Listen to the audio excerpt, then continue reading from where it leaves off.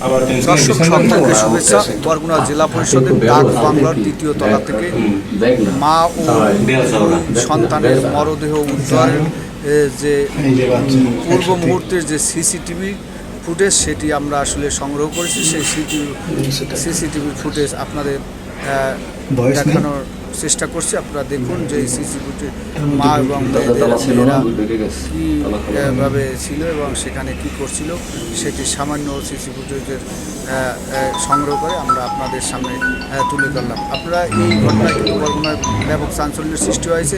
আমরা যতদূর জানতে পেরেছি যে এই যে গৃহবধূ ইতি রানী এবং তার দুই সন্তানের মরদেহ গতকাল পুলিশ বরগুনা জেলা পরিষদের ডাক বাংলার তৃতীয় তলা থেকে দুটি কক্ষ থেকে উদ্ধার করে এবং এই গৃহবধূ ইতি রানী তার স্বামী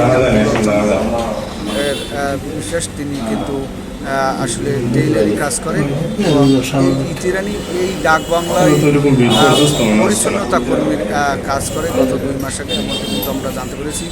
তাই আমরা সেই ফুটেজে কী দেখা যায় সেটি আপনাদের একটু দেখানোর চেষ্টা করছি।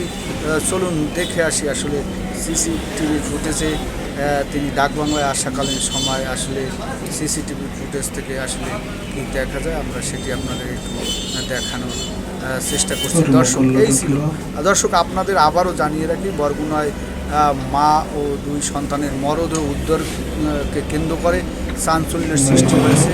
সে কারণে স্থানীয় প্রশাসন যে সিসিটিভি সংগ্রহ করেছে সেই সিসিটিভি ফুটেজ আমরা আপনাদের একটু দেখানোর চেষ্টা করছি।